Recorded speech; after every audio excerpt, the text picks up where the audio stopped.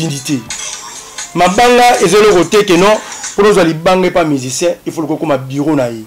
Alors toi aussi ça va misser ça la banque comme ça va piaquer.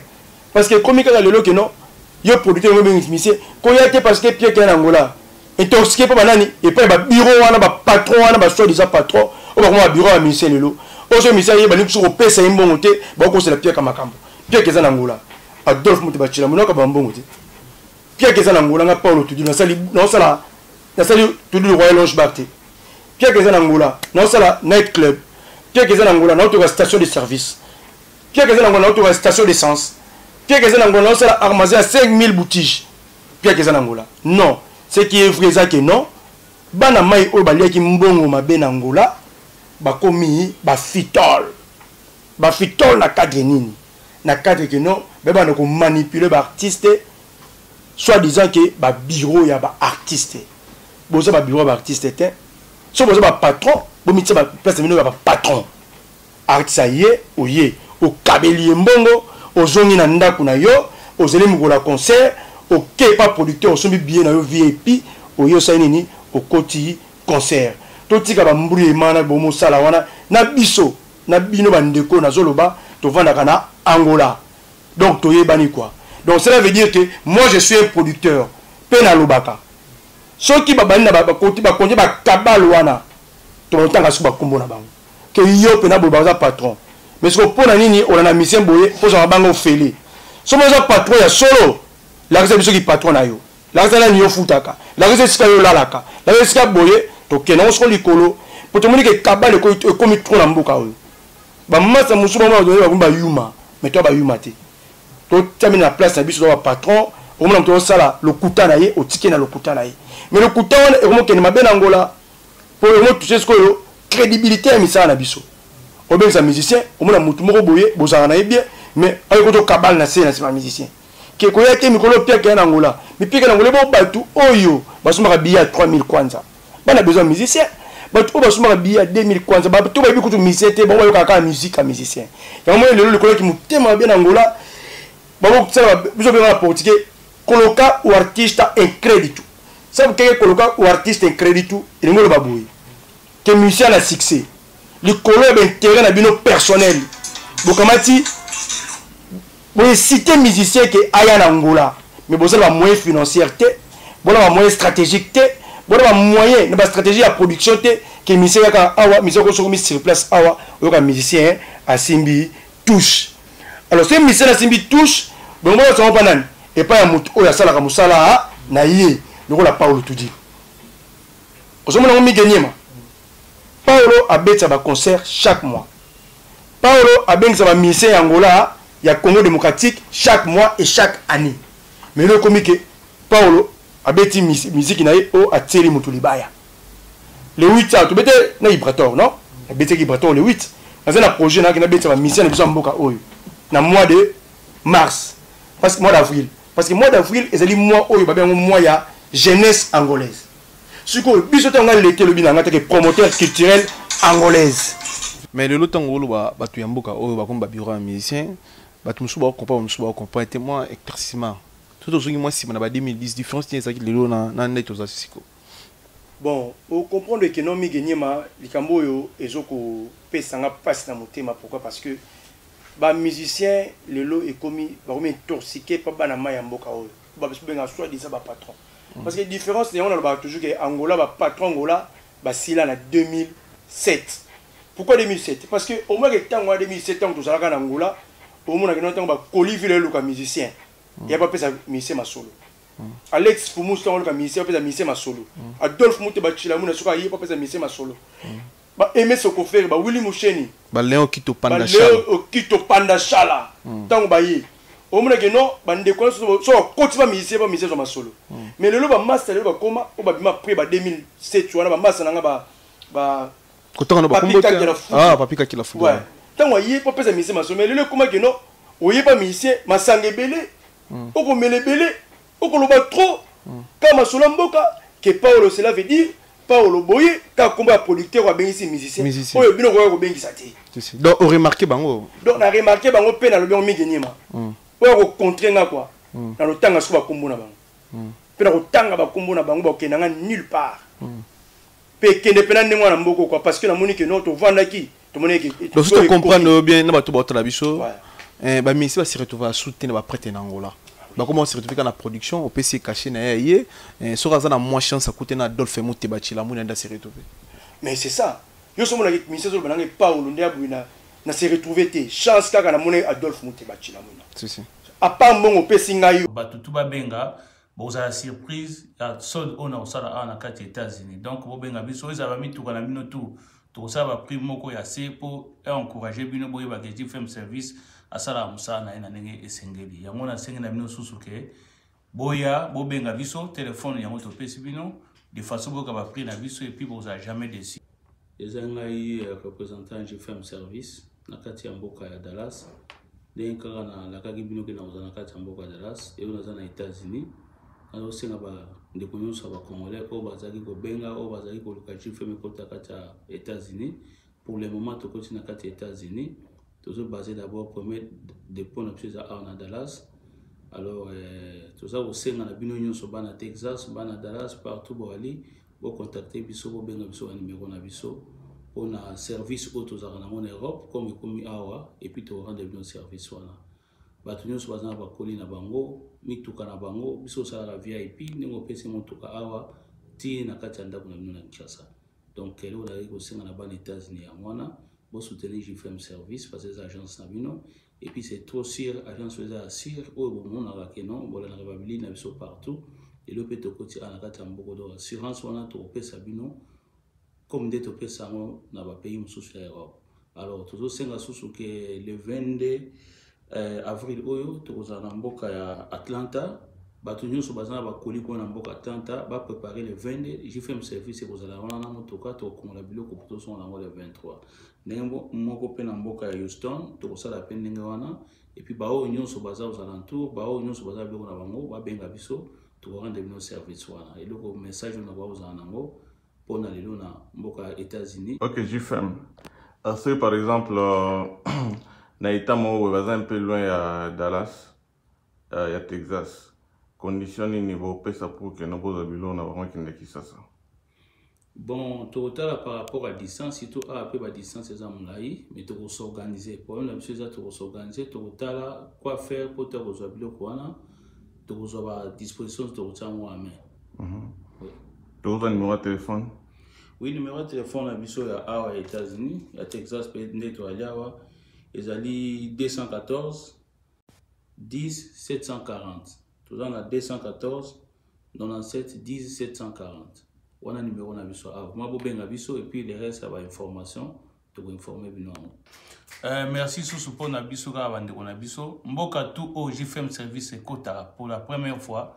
En tout cas tout ça la sod moka makasi. Donc batu tout ba benga boza surprise ya sol ona osala na kati États-Unis donc bo benga biso ezaba mituka na bino tout to ça va prix moko ya se pour encourager bino boye ba ke FM service asala musana na ndenge esengeli yango na sengi na bino susuke boya bo benga biso téléphone yango to pesi bino de façon boka ba prix na biso et puis boza jamais déçu et puis bo mona ndenge bo ekende rapidement et puis bo tika ba client na biso FM service.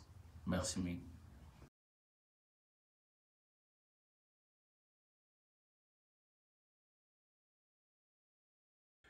Hey, Congo, this is JFM Service. We're here in Dallas, Texas, the United States of America. We're just reaching out today to basically let you know we have some affordable prices, anything that you guys want to have shipped from here to Congo or to Kinshasa. We'd be more than happy to get that done for you guys. Come see us, come visit us. We have an office in Houston already. We'll be in Atlanta on the 22nd and the 23rd of this month, April. If you guys have anything that you guys want to get shipped out, come see us, come see us. We ship everything from clothes to cars, to vehicles, to trucks, jets, whatever it is that you have. Come bring it to us. We can give you a price estimate on and get you a good price. We can beat out any of our competitors. So if you have any pricing that you saw somewhere else, you can bring that up to us as well. We'd be more than happy to take a look at it and see if we can get that fixed up for you. The telephone number that you can reach us at is 214-971-0740. Give us a call. We'd be more than happy to get you some info. You guys asked for my man, Mr. JFM, to come. He's here, ready to help you guys out and give you some services. Give us a call again at 0740, and I guarantee you this man will take care of it. Igela coiffe ikote Papa na Kerouan, éternel Kenaya Kanda, Taba, ikote Sensi Nganda Taba Fenenene Nganda Taba Chez Hugues la coiffe ikote Papa na Kerouan, éternel Kenaya Au 174 avenue Aristide Briand, 93 320, le pavillon sous bois. À la petite porte à gauche, association Hugues Ikoté.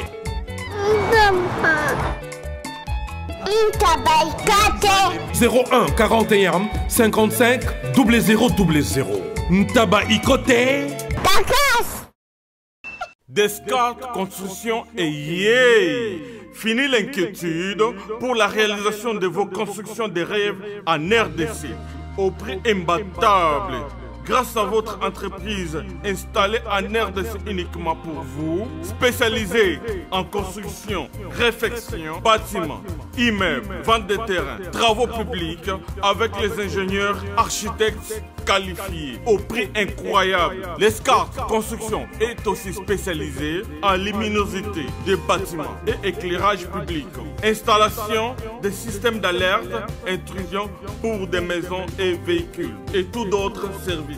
Nous acceptons aussi les paiements par tranche au prix incroyable. Pas d'hésitation avec Descartes Construction. Vous ne serez jamais déçus. Pour tout contact, notre email est descartesconstruction@gmail.com. Notre numéro de contact plus 447 93 92 82 813 et appelez-nous pour Kinshasa plus 243 89 91 56 86 2. Descartes Construction à Tozana Mbongo Moké, opération Tongana RDC. L'agence d'export et d'import Michel Atlantic Shipping et yé bana ya Canada, bana ya USA, bomitungisa lisusu te. Pour tous vos achats et ventes de voitures, pièces de rechange et les accessoires possibles. Na koti na ba koli na bino na Kinshasa, bomitungisa penza te. Please, bakoya koza koli tina ndako. Pour tout contact, benga Michel Lukadi. Plus 1 508 371 60 43 USA na Canada. Pour la Kinshasa, benga na plus 243 89 551 30 38. Michelo Atlantic Shipping. Yaboye, Bazuapi. Raph Ngindou, félicitations pour la promotion, ça la rapport à l'artiste. Que Dieu te bénisse. À connaît pas demander, il n'y a rien en face. Suivez Congo Promo TV avec le PDG Raph Ngindou. Nanenga Mabete, Congo Promo Raph Ngindou. Boga, en tout cas, félicitations, merci Sito Oumela. Raph Ngindou, le présentateur la force créative Congo Promo. Boroto, ça la force militaire la Congo Promo. Et faites comme moi, allez voir Congo Promo, tv5.com. Donc au nom de Jésus-Christ, nous bénissons le Congo Promo. Avec Raph Ngindou, Congo Promo ne tombera jamais. Piccolo Congo Promo nde. Ouais, Balobi Raph Ngindou. Congo Promo toujours, grande puissance. Come on. Congo Promo qui torcos net in a film. Congo Promo babundana nango. Raph Ngindou. Congo Promo. What a plus, what a boss. Oh, j'avais entendu et j'ai vu. Félicitations à Congo Promo TV. L'internaute, bonjour, Nabandeko tout au bas opportunité et grâce à l'habitation à ce moment. Michel Mnokin plus loin présenté par votre simple serviteur Migenima, autrement dit Papa Ngilingeli, le king de la presse Yangola Nakati Yangola. Réel plaisir c'est la deuxième fois bana bana boulot na le sénateur Paolo Tudilou Tomé Kodekotski naye la réalité tout est angolais, la réalité tout est musique, la réalité tout est histoire angolais, il y a des prêtres, il y a des noko, il y a des musiciens, il y a des nani ba marqué époque et puis nani baza nani en Angola. Merci d'avoir des retours, bon grâce sur ta bicho et puis votre bonne volonté ou ba partager bicho, merci de l'avance et puis merci d'avoir tout ba commenter bicho malam, on a tout ba comprendre bicho. Avant de tout banda bobi tout banda na Elodie FF na ambo partenaire officiel moi si ambongo la puissance Elodie FF la puissance moi si ambongo maman Angèle Ombolo ami Loulou Tukara moi si ya pembe na kati Angola to pesi bino tumbo to ba mère to bona biso en ce moment to de kotiki na Paulo Tudi le sénateur bato bosenga ki moi trop zoro mabiala bosenga ki moi trop bato poto bosengi moi trop bana Luanda pe bosengi moi trop. C'est pour cela que na beta qui porte moi trop. Oui, il y a des carrément trop de TV pour notre émission, mais après ça deuxième fois, il y a une opportunité pour nous yambaye na émission qui n'est plus loin de la promo chez Raf Ngindou. Merci na banoko to boto la biso na Angola awa na moni Colivilla na PCMbote na moni Mandela Weston na PCMbote na moni Dr Yvon Dalmeda na PCMbote puis Adolphe Mouté Bachila Chilamunda incroyable mais c'est vrai impossible maramba sala wana salamati mutu ya mbongo bongo na diamant na to mona était Adolphe Mouté Bachilamunda chete mbomoni yango. Merci pesa zomi à toute la biso à ce moment. Bonjour les sénateurs Paulo Tudi. Shalom Migenyima Papa Ngilingili.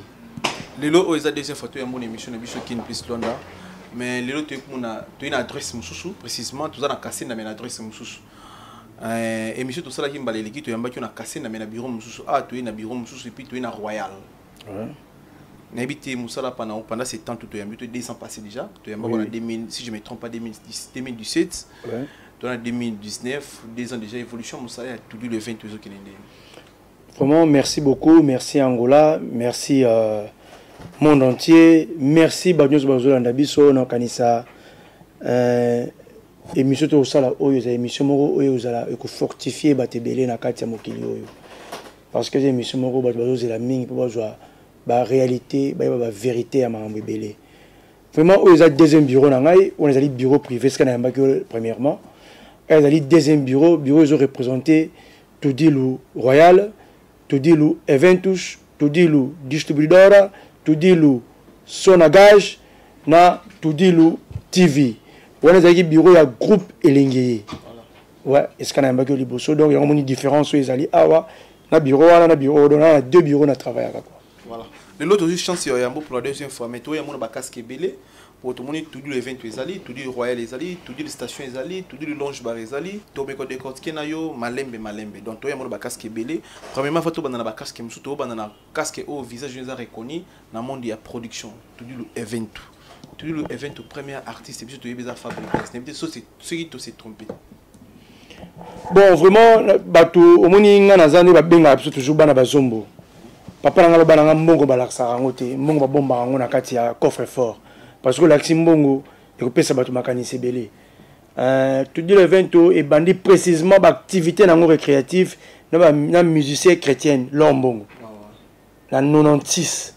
Bon, t'as la milieu le mot seulement en assisté la première artiste chrétien à bêta assisté là à bêta à travers tout dit le vento. Mais l'époque c'était pas tout dit le vento. Ils avaient qui sont là très bien, ils avaient qui groupe Elengeye. Donc ils avaient qui groupe Elengeye. Donc il y a moi où on connaît tout ce qu'on. Alors, bon, revoir encore une fois, sur besoin de Kessima, bon, on a fallu Ipupa, tant en 2010. Hein? Tant qu'on a sur la masse, on a fallu Ipupa, la coproduction, tout ça, en 2010, voilà, parce que fallait aider Arabiso.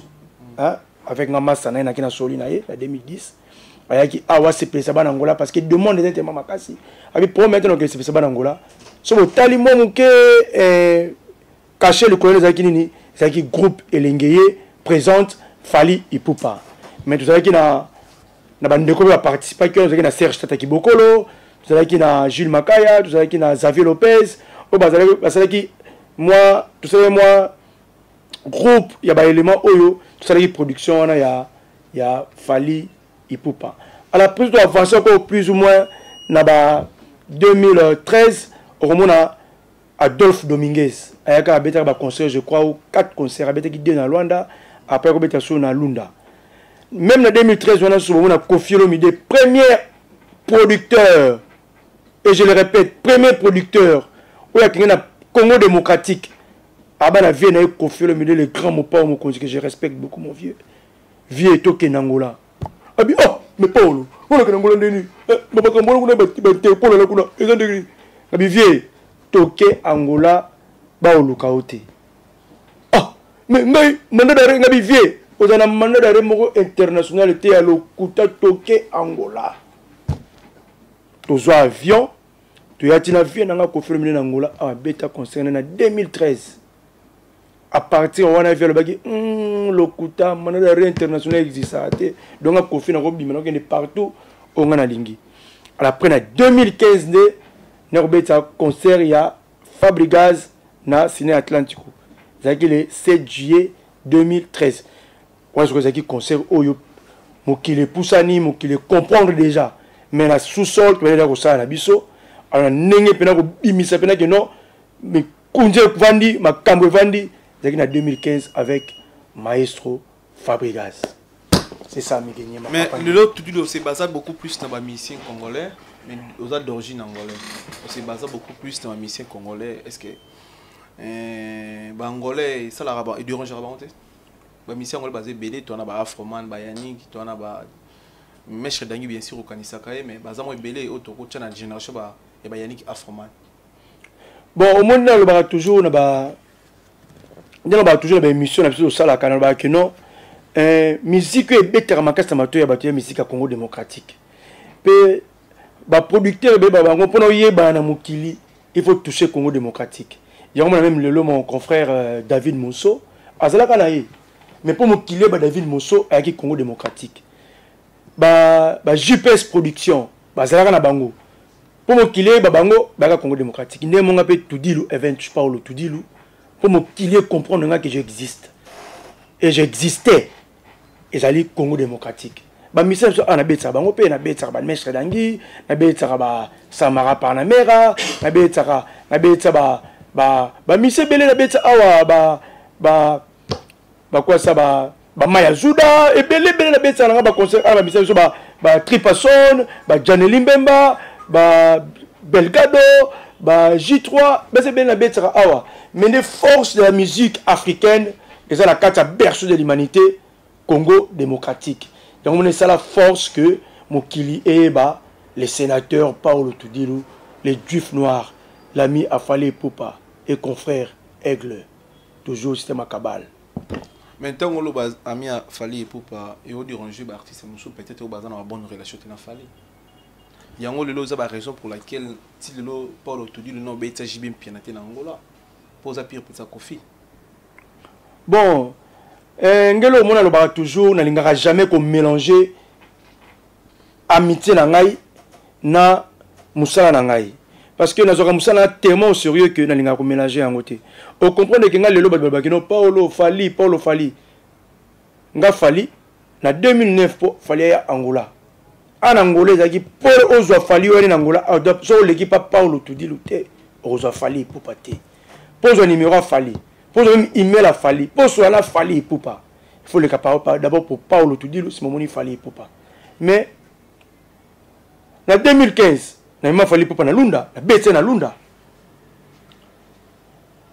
awa peut-être que non na beti fali na lunda te mais na lunda c'est na betse déjà fali popa awa na Angola baba pour alinga betse fali pourquoi parce que tous en amitié tous en nini na musala ba tonga ngala benza muninga na ngata msoza et permettra te na ba produit na ye to ba tonga pe inga pesa na besoin na to et permettra te mais ça veut dire que non il fallait ami na ngai na ko benza artiste musuté prévenez que Kofi Olomide c'est mon vieux. Mais on a bêta Werason, na bêtaka Ferregola, na bêtaka Héritier Watanabe, na bêtaka Adolphe Dominguez, na bêtaka Zaiko Langalanga, na bêta ba orchestre no soit Congo démocratique, na bêta ba unioso. Ça fait déjà 30 minutes passées sur la venanga de Fao. Faut na bêta kala mingité awa. Donc cela veut dire na bêta déplique, na bêta Fabregas, na bêta tout le monde. Donc cela veut dire le problème est que ngana jibé toyebanité. Nous avons toujours répété que ngana souverain premier binada bajibe piana toyebani te bana botama na mona même boité na misu ngai donc nga bana botama nga Paulo Tudilu na mona jibe piana te mais désir na ngai ezala que un jour na mona papa chéri to sola nga na ye pene invité Herbeta en Angola Alors, au Babakeno, on a un robet, ça JB Pianate, pourquoi? Parce qu'il y a un petit Kofi, à Tamukolo Morote, tout ça, au Solangana, Vienanga Quadra, que Paolo Ndoa Bongo Yona Moussala na yo, Ndoa Bongo robet, ça JBT. Non, pourquoi? Parce que on a pas Nemi, un robet, ça papa, un robet, ça s'appelle Kofi Olomide, un robet, ça s'appelle Fali Poupa. En Angola, Banangate, que non, Paolo, tel Nemi, un robet, ça n'a aucun été, parce qu'il y a un bien non. Moussala, les Moussala, amitié, amitié. Donc cela veut dire, même tant que Kofi n'a pas eu, Banoyo Kanate, on a bien Saka, Kofi. Tant même Massa n'a Fali, Bazana, la première vie dans mon pao, on a bien ça, Fali. On a bien ça, mon pao. Même un mot de venir boy, n'a qu'à Kin boy, on a bien ça, Kofi, mais on a côté la Fali. On a fallu, oh, Paolo, producteur FM, sur mon pao, mon condi. Déni, pépélé. Donc cela veut dire que, amitié, on a, basé sur professionnel. Donc, on mélange, peut-être, on a péminité, des basalamons qui ont confusion, on a, voyage, on a, il y a pensée. Donc, ma commande sur la on a bangoté. Nous avons toujours une relation professionnelle. Est-ce que vous avez une relation amicale? Donc, on a une relation amicale pour nous préserver. Nous sommes tous salariés qui n'ont pas bon port. Bien sûr, au bilan en 2009, mais tout dit, au côté de ces Congolais, il y a Afrique.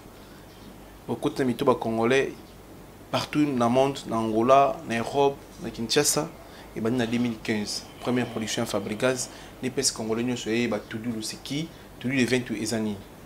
Ça fait déjà 4 ans, tout les 28 gaz en plein dans le monde. Souvenir dans le monde de la production, c'est grâce à la production, c'est grâce à Oyo, Dilo Nazabo. Bon, souvenir ma casse nationale dans la production, je premièrement d'abord Aminanga Fali et Poupa. Parce que avant même la Paolo Tudilo Nazali, fallait accepter déjà qu'en tant que producteur. Andimanga déjà que non producteur nangai Paolo Tudilo. Donc en bref, tu as combien de contrats et sponsoring dans la production? Dans la production, on a 3 maisons, grandes maisons. 3 grandes maisons. Na Oya famille. Donc cela veut dire groupe Elengeye. Super match. Groupe Castel. Na groupe Chilamwina. Mi parlais déjà bimi ezali banda na miss na ngala zo monango. Et troisième pe kolika nengo lo baki troisième colis déjà. Ngane libanga. Ona yawate. Neye si zibe service. Na zwakata transit colis awana zibe service na mbala moko. Transit. Oh. Ngakuna banga kina esi mwana chaka 3. Ah bon? Yiba yango na kiserie na bango ya musala. Baza pena Brazzaville. Mwana lobaki nanga pe na Angola bazali. Bazali na Angola, bazali na Brazzaville. C'est que to benga bango monde entier. Uko kanseri ukola mundele. Na moni Angola. Acha mundele te. Azakia. Yo mutuza na France. Précisément ezala na Paris. Ezala na Rennes. Ezala na Lyon. Ezala sika nini. Soko uza na Colina yo. Kunyo kwa maneyote, ba numero na biso yango wana benga na yo zibe service aku livrer yo carton pe ko retirer ye muku akuya kuzwa yango pe akuya wana Kisasa kaka Kisasa te ya Maniata Makalu na Point Noir na Brazzaville na Angola na Kinshasa place à Robunga ezate Hugues la coiffe Ikote. Et enfin, je suis arrivé. Salon Hugues la coiffe Ikote. Non seulement c'est un salon de coiffure, mais aussi une machine de transformation des hommes et femmes. Regardez-moi comment je suis. Vilain. Mais attendez, 2 minutes. Bogard. Vous allez voir.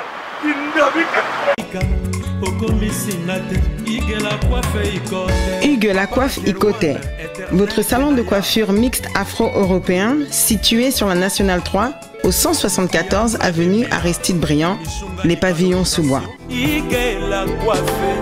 Pour plus de précisions, veuillez nous contacter au 01 41 55 00 00 ou encore sur notre site hugueslacoiffeikote.com. Nous sommes ouverts tous les jours de 8h à 20h, même les jours fériés. Hugues Lacoiffe Icoté, l'homme qui coiffe la ville. Hugues Lacoiffe Icoté, le salon de coiffure mixte afro-européenne de proximité. Au 174 avenue Aristide Briand, les pavillons sous bois sur la Nationale 3. Un seul numéro, 01 41 55 0000. La beauté de votre chevelure chez votre frère. Hugues Lacoiffe Icoté, même père, même mère. Chikicha, chikicha, cha cha. La beauté peut tout changer. Salon Hugues Lacoiffe Icoté. Quelle beauté! Sexy pour les femmes, ndindindi pour les hommes.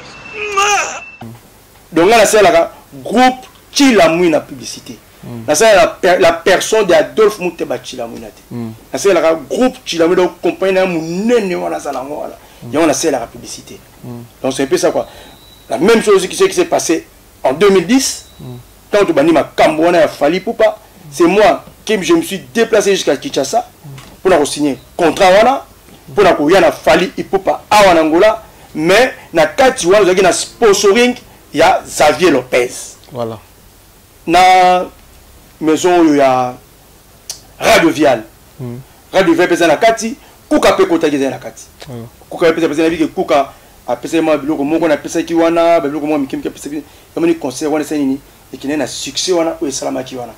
So on a une image, on a même production, on a mise en place, tout, stratégie, tout, c'était tout dit le 20 touche. C'est tout dit le 20 touche. Tout dit le 20, on a combien de travailleurs? Tout dit le 20, production, tout dit le 20. Tout dit le 20 touche. Donc, on a technicien, ingénieur, protocole, mise en place, tout, il faut qu'on ait les 80 personnes. 80 personnes. 80 personnes. Dans toutes les manifestations, tous les shows. Tous les shows, il y a tout dit les votes, on comprend dans un protocole ébélé. Dans un bateau, papier, na balabala. Dans un bateau, qui a mise en place, il y a bibende, ingénieur. Dans un bateau, oyo, bateau la sécurité. Dans un bateau, c'est la son. Dans un bateau, montaka, podium. Parce que, pour qu'on loue, mais il faut un bateau, ça la moussala. Donc, il faut compter les quatre. Il y a même si on a Kelunda, on a gouverneur Baninganaka. Bateau nyoso yena bango. Donc cela veut dire na tambo la kana compagnie nanga mobimba. Na tambo na ba cuisine na ngai. Donc na même kela mission libanda, to kena province mo na kino bateau na balambaka. Na kena na équipe na tout complet. Donc c'est ça qui fait tout dilou et 20 touches. Côté organisation aux premiers, na habité sur na en Afrique pour en Afrique on est toujours à part Angola même na Congo organisation au Salaka. C'est vraiment meilleure organisation, félicitations. Bandeko baza musike bien bamboka musike batala rayo ba velo kwa ba grand noble batala rayo ba vina lo ba Yves Joli li bouclier batala makamuna yo ba vina lo la ba vina lo la René Makondele motima maman j'ai lombo batala makamuna yo côté organisation félicitations. Mais production otangela on chic organisation no sala kana professionnalisme on memela biso na production na yo. Et ça va comprendre mon kilo noble te makama fait qu'il n'a pas tout ça na mutu pas enseignant. Bon mon ami gagné ma na mutu oyo na vivre trop na vie quoi.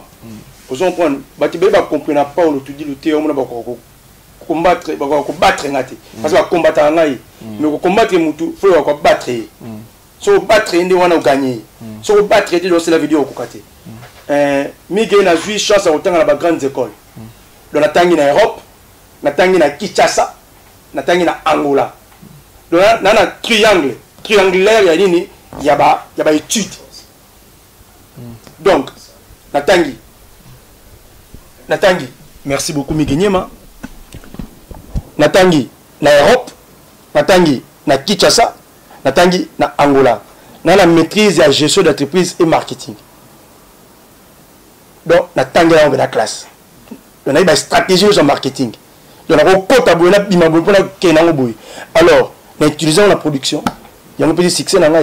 Donc, si on a une stratégie au marketing, il y a un échec. Donc, il y a des classes, il y a même peu de qui n'ont pas de bateau batanga. Les gars, on a un inspecteur dans le ministère de la Finance, on a un ingénieur, on a un banquier. Vous savez, mon chose à l'université Sorbonne, dernier, on a comme avocat. Donc, père na biso ozuma terre otangisa biso, mais tellement que tu es trop focalisé à côté d'affaires, moi je vais dans bureau terre à l'état. Il y a un montage à faire, mais on a succès parce que tu tangi en la classe. Donc là la maîtrise, il y a gestion d'entreprise et marketing. Tous les events, côté production dans mboka ezaki na niveau nini et puis au commission lelo na niveau ni production. Pour éviter le lot de voir ni otiki o lelo mutu msupa ko ya remplacer et puis tout le monde a pu à contrer également. C'est un peu difficile, pourquoi? Parce que dans le bac même la télévision Congo démocratique. Marambo yo Paulo te dit le akosala, Marambo te dit le 20 et salaka et ça vraiment bien inédit. Donc on a le salamate. C'est la première fois salama peut-être on ne sait jamais. Tant que les gens ont devoir pour salama. Pourquoi? Parce que depuis que musique à Congo est à la Congo. Na les seuls producteurs oyo na bimisa musicien Congo na orchestre na bango na ba concert na libanda. Nous sommes comme na ba kei mais moi quelques personnes ba kei. Mais dans orchestre moi 60 personnes na bango. Donc na ba bureau, na ba cuisinier, na ba acrobate, na ba na bimisa bango na bango. Mais la seule on a une année. Na bimisa orchestre nous sommes Congo démocratique. Bon à part je vais bien là bon pour te dire na été dans une chance, que ba na papa Chirenebi qui a opé cette opportunité là parce que na professionnel. Donc en Angola, production ezalaki nango mais ezali production comme production té. Na bukaka loi depuis 2015. Avant 2015, on comprend que non, même temps on a que nous signé l'affaire Ego en 2015. Ça a 6 ans en Angola. Vous comprenez? Il y a un moment oh Paulo, Até, Libaya pas Hervé, Boye non, on a problème Hervé. Na bête des concerts en Angola, awa plus de 10 concerts. En Angola plus de 10 concerts. Donc cela veut dire, nous avons été en 2016, nous avons été en 2017, nous avons été dans la province, nous avons eu un avion privé,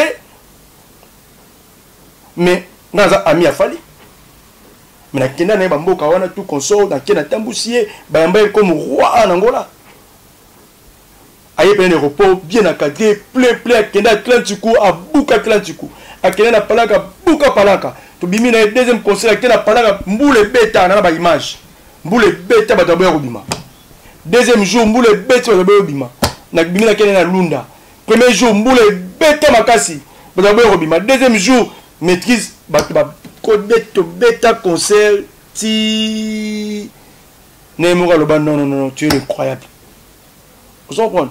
Donc cela veut dire que nous retournons à la question que pour la montagne ça sera difficile. Pourquoi? Parce que na pesa goût il y a un concert en Angola. N'Angola pour Missia, il faut que 5 ans, 6 ans, 10 ans. Mais tout dit, a pris opportunité d'Angola que le petit monde oh base ya mutu en Angola, base à Misebo en Angola, oh bata Misebo. On a créé le coin parce que dans la 2015, on a bien artiste ma base à la guitare. N'Angola de béka que non, c'est Misebo ya, ba patron boka, ba kende quoi appuyer musicien. Mais le patron Angola, ba staff ba musicien, ba bureau ba musicien et le ko excellent au salama jamais ni en Europe. Ni partout.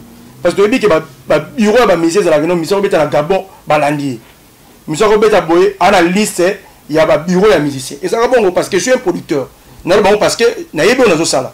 Parce que quand Paul te dit le leçon de mission, il y a un bureau, sur la bénécité. Nous avons le patron de tout dit le fait, le patron du groupe Elenguier. Le patron de tout dit le royal. Vous comprenez? Dans le cadre de respect, dans le cadre de soit bien. On a bureau de mission, on a bureau de mission, non. Mais le Angola, na ko yebisa bande ko na biso Angola boko yo kisabiso Sony. Pourquoi Sony? Parce que mabanga ezali loko basumbango avec honneur, avec dignité. Mabanga ezali roté que non pour nous ali banga pas musicien, il faut le comme bureau na yi. Alors to ça va musicien misala bango to comme ça ba piaker. Parce que comme il y a le loko non, yo producteur mo musicien, ko yate parce que piaker en Angola. Intoxiqué par banani et puis le bureau on a patron on a soi-disant patron on va bureau à ministère lelo au ce ministère il va nous sur pesa imbongo te ba ko c'est la pierre kamakambo pierre keza nangola Adolphe Mutebachila munoka bambongo te pierre keza nangola nga Paulo tudi na sali tudi le Royal Lounge Bar te pierre keza nangola na sala night club pierre keza nangola na auto station de service pierre keza nangola na auto station d'essence pierre keza nangola na sala armazé à 5000 boutiques pierre keza nangola non. Ce qui est vrai, c'est que non. Bana mai o balia ki mbongo mabe na Angola, bakomi ba fitol. ba fitol na cadre nini na cadre que non ba na ko manipuler ba artiste soit disant que ba bureau ya ba artiste boza ba bureau ba artiste était so boza ba patron bo mitse ba place mino ba patron artiste ye oye o kabeli mbongo ozongi na ndako na yo ozeli mukola concert ok pas producteur osombi bien na yo VIP oyo sa nini okoti concert totika ba mburu emana bo mosala wana na biso na bino bandeko na zoloba to vanda kana Angola donc toyebani quoi donc cela veut dire que moi je suis un producteur pena lobaka soki babani na ba koti ba konje ba kabal wana to ntanga su ba kombo na bango que yo pena bo baza patron mais ce que pona nini on a mission boye pour ça bango fele so mo za patron ya solo la raison biso ki patron na yo la raison na ni yo futaka la raison sika yo lalaka la raison sika boye to kena on so likolo pour te montrer que kabal ko komi trop na mboka oyo ba masa musuba ma do ba yuma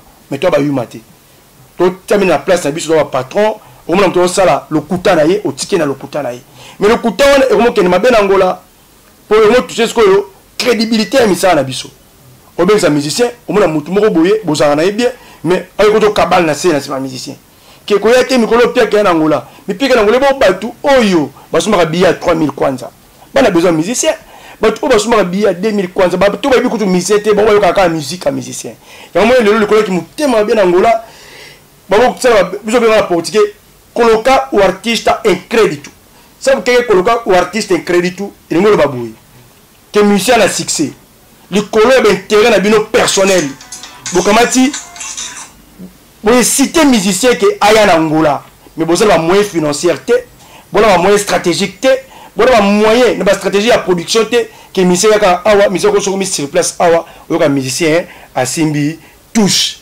alors ce musicien a simbi touche bon moi ça va pas nan et pas ya mutu o ya sala ka musala na ye lokola Paulo tudi ozomona ngomi genyema Paulo abetsa ba concert chaque mois Paulo abengisa ba musicien Angola ya Congo démocratique chaque mois et chaque année mais le comique Paulo abeti musique na ye o ateli mutu libaya le 8 ans to bete na Gibraltar non abeti Gibraltar le 8 na projet na beta ba musicien na biso mboka oyo na mois de mars parce que mois d'avril parce que mois d'avril ezali mois oyo ba bengo mois ya jeunesse angolaise siko biso tanga l'été le binanga que promoteur culturel angolaise mais le temps ngolo ba batu ya mboka oyo ba komba bureau ya musicien batu musuba ko comprendre témoin éclaircissement tout aujourd'hui moi si on a 2010 différence c'est ça qui le na net aux siko bon on comprendre que non mi genyema likambo yo ezoko pesanga passe na motema pourquoi parce que ba musicien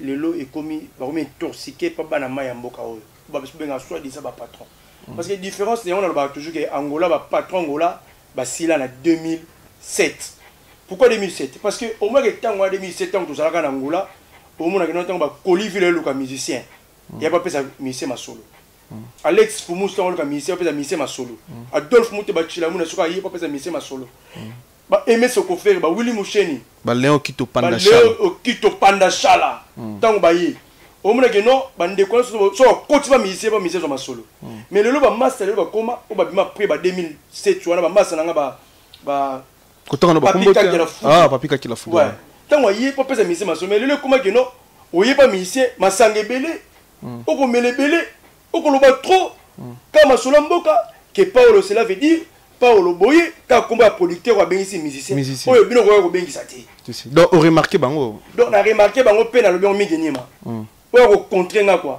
na lo tanga suba kombo na bango pe na ko tanga ba kombo na bango ba kenanga nulle part pe kende pe na ndengwa na mboko quoi parce que na moni que non to vanda ki to moni que donc tu comprendre bien na ba to ba to la biso ba misi va se retrouver à soutenir ba prêter na Angola ba comment se retrouver dans la production au PC caché na yé so raza na moins chance à coûter na Adolphe Muteba Chilamuna nda se retrouver mais c'est ça yo so mona ki misi so bananga Paulo ndia buina na se retrouver te chance kaka na mona Adolphe Muteba Chilamuna si à part mon PC ngai yo à part na mon Muteba PC ngai na jeu lomo mais au monde dans hôtel ba te belé ba yota la misi ba yela kaka ma solo belé pe ba kotonga nani mutu abengisi musicien que yekutu zana ema yele yekutu boye mais misa otala bango seka bango mais muto yonga na ya pesinga dambo na ngani yoso nana nyongo na été toko pele kitoko bino boye kotonga ye poni na boka bino masolo mabanga ya ofeli ya ona lobi boye bana ngola bana partout bana mokili mobimba so ki ba boka mutu na mboka oyo tuna ye ozalaka wapi outi wapi ovandaka wapi ndako na ezalaka wapi otama na mutu kanini ofuta combien de personnes so ko mona wana beto ngam loko pa cela veut dire bureau musicien azo mabanga no ofeli quoi ngai producteur na bango na kolo bango ya ba musicien nyoso wana mingi na ngola bakozwa mabanga ya ofele kokoma ba bureau ya ba musicien alors on a conseillé bino bana mai botika ngo bosala ki patron na bino bosala ba mbongo bozana ngo bopesa musicien mbongo botika nga musala na bengisa ba musicien na futa bango mbongo na futa ka bango ba ko beta musique na bango yo teke patron yaka appuyer musicien aider musicien. Mais sur le musicien, par exemple, tu repères exemple à Fabricaz. Ça fait tout le monde qui déjà 6 mois, 7 mois depuis Benguissé. Mais tant qu'on regarde, tout le monde a dit côté Fabricaz. Côté Fabricaz, tout le monde a Gibson Biavanga, Alain Visor. Tout le monde a mon choisi charge à boyer, mon choisi son bibi, musicien à concert. Mon choisi donc les conseils au tout du monde à Pessi pour na bande on a bichu Angola, bah soit disant prêtre, besoin na ninga mabeti. Donc tant qu'on regarde la mission lingaka, les jours producteurs, le jour opportunité pesama, il y a musicien na yo, ko yo tellement beaucoup na makoloté na masolo mon côté. Ya rap na mbongo, kabila mo $1000. Margé bi wolo ba ngole kwa mais okito panda chala 12 niveau na bovenza blackté batambongo baza mais to maman la lisoleza ndeko na biso faire outi en Angola et questé pour na concert dans les 14 pour la mois de la jeunesse mais batu tout communauté tout balobi otcheli ndeko na biso libaya na mboka mais on dirait que yona boyoka na les choses bien té likambo ezani obowela na mission oyo bengisa préciser bano ya Angola té non ngana Hervé toi na problème mon côté ngana Hervé toi na problème à mon côté ngana producteur il y a des artistes na histoire oyo ngani na patron na ye po ngani na futaka yo jamais futanga ye jamais bimisa mbongo ne ba futanga Paulo tout dit non ngami na bengisa na bina na besoin na yo yo sala musale sika boye combien faut na futa yo bimisa mbongo na futie na jui en charge ko ba na ye na batu na ye nyoso na o krese ne nyoso na ye na bango awa na lesi bango na la lesi bango pa ti séjour ko sala ana zongisi bango donc cela veut dire na ko na problème na été. Donc, tout comme on a besoin, on a besoin de vous comprenez? Le problème c'est quoi? Même les camarades ont besoin de nous, on a besoin de 3 embrouillements. Il y a un papa qui a fait un conseil, moi, on a collaboré. Moi, on a bombaka. Mais on a dit que on a tana il y a les camarades qui ont moto libaya. Mais libaya c'est quoi? Donc cela veut dire que nous avons sur les camarades qui ont moto libaya. Et ça, on a sali longe bar nanga ou kitoko, ba toujours les autres air nyoso et comme on a teli confrère mo libaya. Mais on comprend que non, bah mboule auto le cas, confrère wana azana boîte mo quelque part, mais na ngambu na ye, bah ça la gi boîte mo ya Gilles Makaya. Bah tonda ki wana ata mukolo moko tu batse ba que non, oh Gilles Makaya teli confrère wana libaya. Idem peka esika wana zana ngo awa. Kaka ndeko wana zaki na place mo awa mata suma 3 kits na ye, mo na zo tonda pena. Bah ça ba que non ateli libaya. Mais tango Paulo asali et comme yo Paulo ateli libaya bandeko botika na sala musala je perds de 4 enfants nana bana mine onga na lesaka nana ba travers na sala bango ba plus ou moins ba 100 et quelques ba père de famille ba mère de famille ba na besoin na patron na bango balia donc cela veut dire que nga jamais na côté la mutu libaya na mboka oyo ba bi que non concurrence est loyale petit musala osali musala alors batika que non échec na bango bala tsango pa ya mutu moni ko bengisa mise ezali faut d'abord na mbongo faut na ba partenaire so ba partenaire to robesa la production te ba sponsor ba partenaire ba sponsor on la production te on la production comment bino bengisi musicien bo c'est les publicités te ya on pense au conseil mo na musicien na Congo démocratique bandeko bo za la fali pupa so mutaye ko bala bino na bengiso na ngola tu na yo za na combien ola le sangai wapi européen sangai combien na robeta wapi et so robeta ngo bi contrat nango yezo futi yango ba misela ba vanda wapi la sanga so futi hotel wana publicité nango kuneza ndenge nini boka tsaka mboka boka kataka balete pour na belenga mboka boka tsaka balete pour na ba elengi ya mboka pena ba bureau na bino ba soit disant ba patron ba bureau ya mboka oyo o bino boyebi ke no ba za ba patron pena mitema na bino bi ba bureau na bino.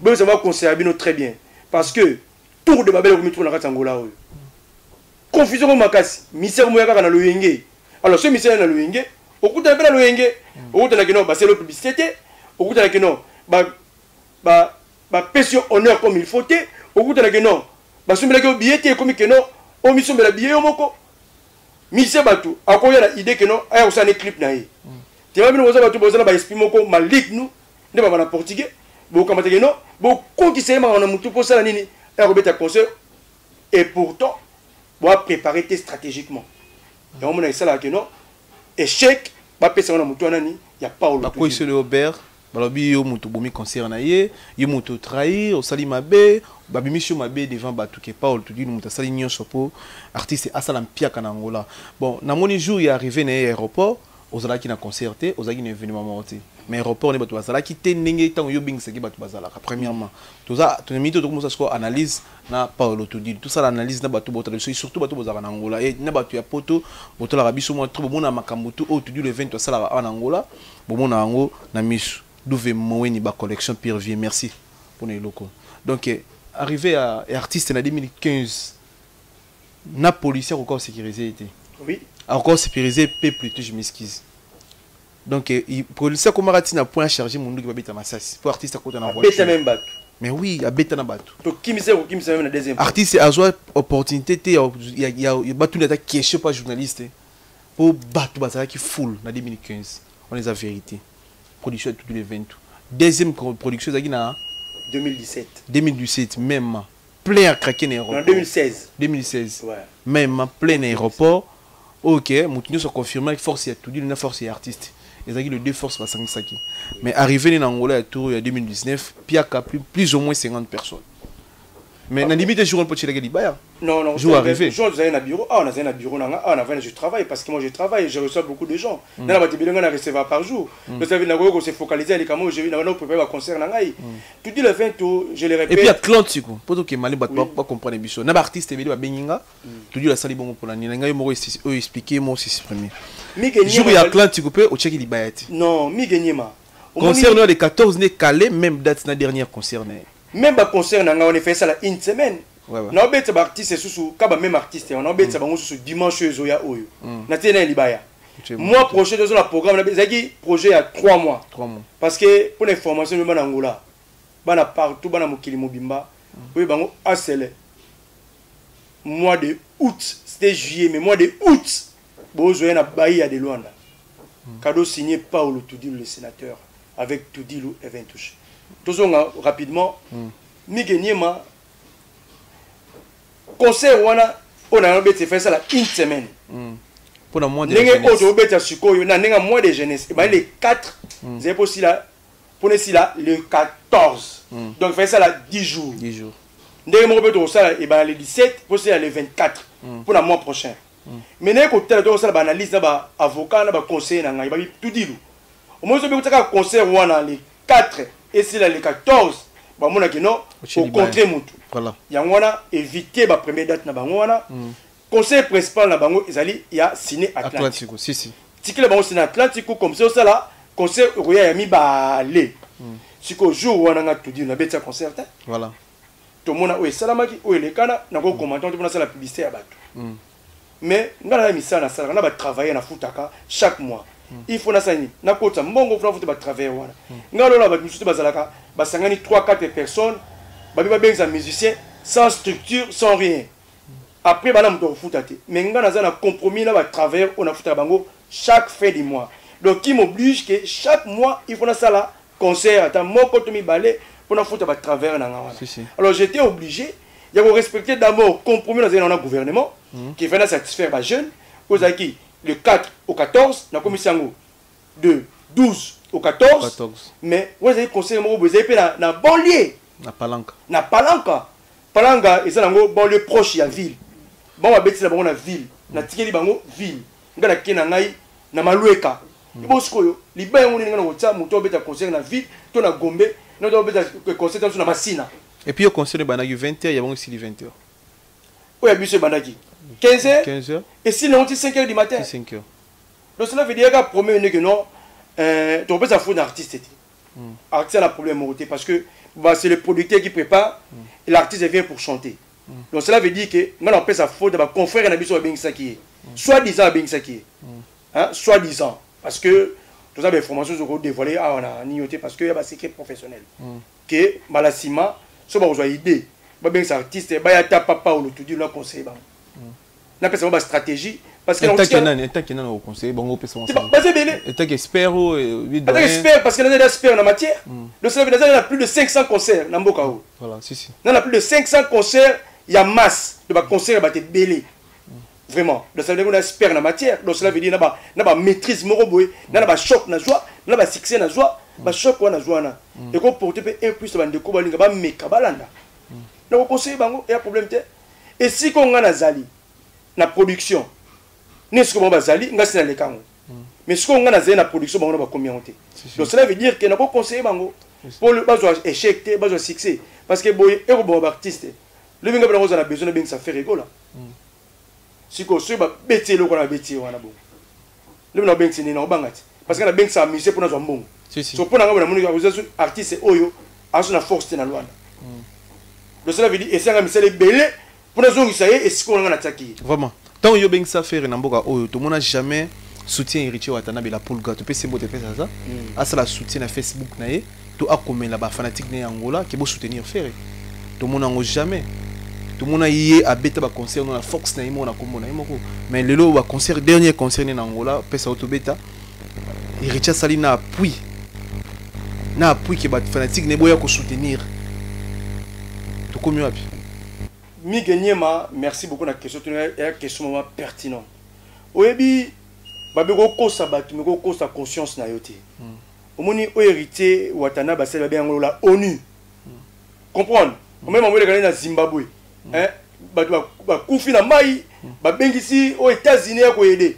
donc o héritier Watanabe c'est la ONU et ça aide humanitaire au yasali ça veut dire monnaie que non la musique congolaise mais on a risqué moro dans pays moko étranger parce que c'est tout à fait anormal artiste lokola o ki wana akutana ba makambo akutana na yangwa na sensibilité héritier Watanabe na botemba ya mawaza na ngopona musique ya Congo yamuna singaki aide wana ki bato ya ngai boya bosalisa mais babi aide ekoko ya mais aide wana pe fait kuta mambo bien esike zaleli parce que nous on tina aide ce bato ya mambo baza makasité aide wana ekopanzana pe ekolakisa be fait na ngote mais héritier Watanabe to monaki elakisa be fait na ngo bande ko bakendaki belé kuna to monaki ba Desika Bushkorpu, tout le monde qui va Xavier Lopez, tout le monde qui va Mandela West Hall, tout le monde qui va.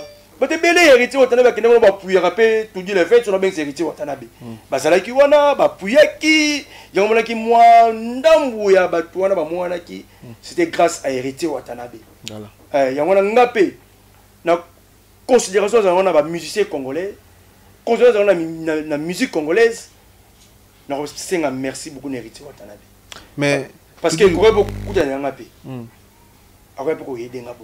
tu dis le 20 vous allez le producteur au monde les ont respecté à tout à l'heure boto sur un général des fonds on a plus ou moins 20 minutes pour na demande ya ba communauté congolaise ko zara awa ba mikolo na ba vie ba senga yo général des fonds ayo betana Angola vous a considéré la musique congolaise dans monde na ba grand tout vous a remarqué na comment les amonini de lo comment na ba bureau et artistes et musiciens comme Ferré, bah ça la émission qu'on a refinga yo, qu'on critique yo, on chine nota yo côté de bon na poche pour na ça la dépense pour na orchestre na bamba dans Kinshasa plus ou moins 40 et quelques personnes en 2016 à 2015.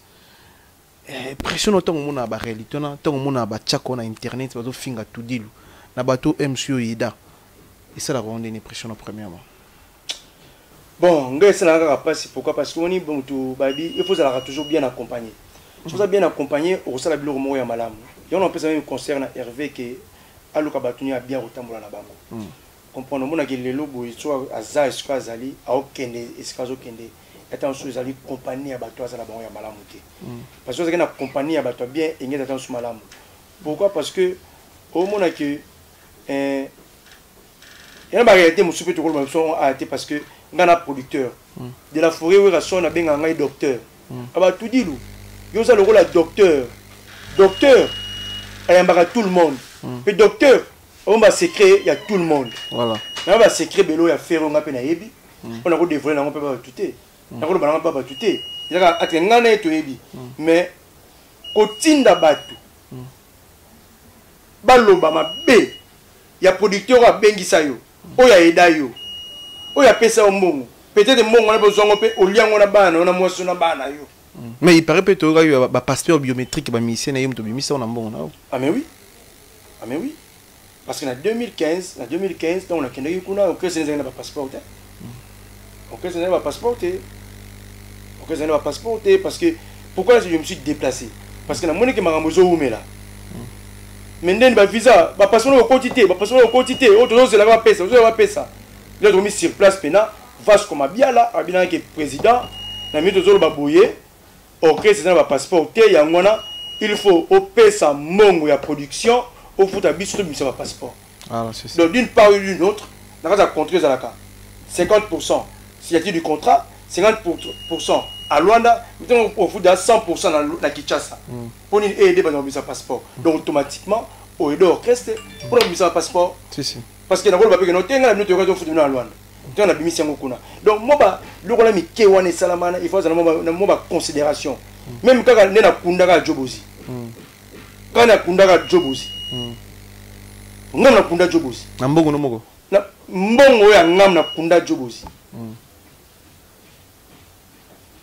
Tout ça la production aya yande bongo tala kaka tala ngam nazo ya beta concert wana sala ka ndenge zala ka banini pona kutobo ma image à concert na bimisa mbongo pa serke ni sito kena ba kokunda tout konsoto nyoso wana bana wana na ba video o bano bazo ya mike wana mo bazo kumisa sénateur final sénateur tout consort mais le ba mo finga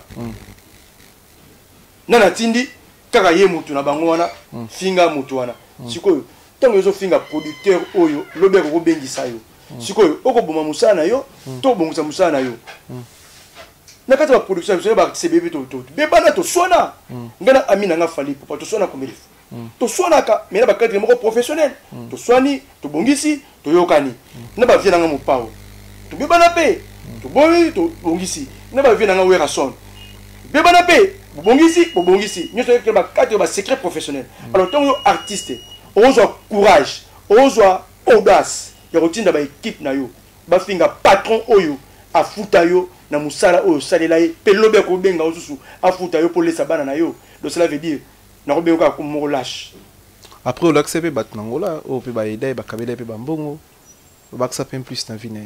C'est ça ba pesa makambo vraiment mikenya mais lolo tout dit le 20 tout ba congolais oyo la koso na robenga bango ba congolais mutia mabe ba congolais ba na posa ba kabwana o ngana yebi na bana londo ba na bisa senet pour ba yebi que Paulo tout dit avec Seleman Zombi baza ba frère Paulo tout dit avec Noko Jidoka Luyalu tout dit azalo kola mwana Noko azalo kola Noko Jidoka Luyalu obiso binga nyoso Noko ezara na tamuke musala yaki esenga emsusu mutamza za na kone pona croisement musala mais on irait ba congolais ba ni ba memongo ndeti guerre moko entre yo na Seleman Zombi comme guerre fait ndeti wera na jibe quoi ndeti yona Noko Jidoka Luyalu wera na jibe bali ba comme ça la guerre entre vous qu'il paraît que yo zo tinda batu ba finga ngala tikalo komona na je suis clair na tikalo komona vidéo te ya pire petit à tout dilu ya journaliste ya bureau musicien moko boye a fingi mutu roi Seleman Zombi to a fingi Noko Jidoka Luyalu na monter les réseaux sociaux mais au contraire na moni ba petit affaire ba fingara les sénateurs Paulo tout dilu na roi 15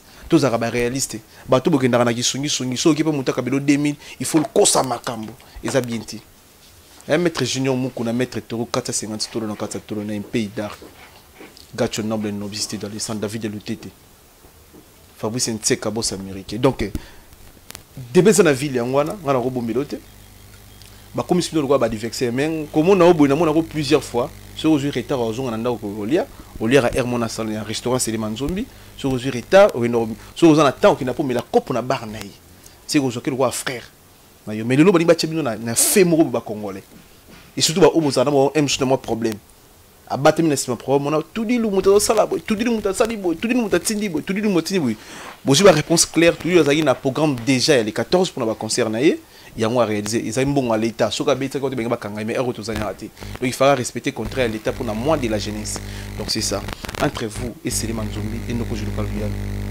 ozaka na mli ozaka na biso to bibi mais Sélé Manzombi c'est un frère pour moi. Nous je l'occasion nous connaissons.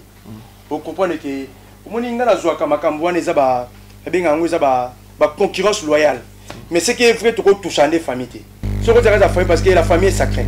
Si tu as la famille, on te peut pas vous comprenez que non, tango et d'abord pour être clair, c'est les Manzombi. C'est les Manzombi la producteur.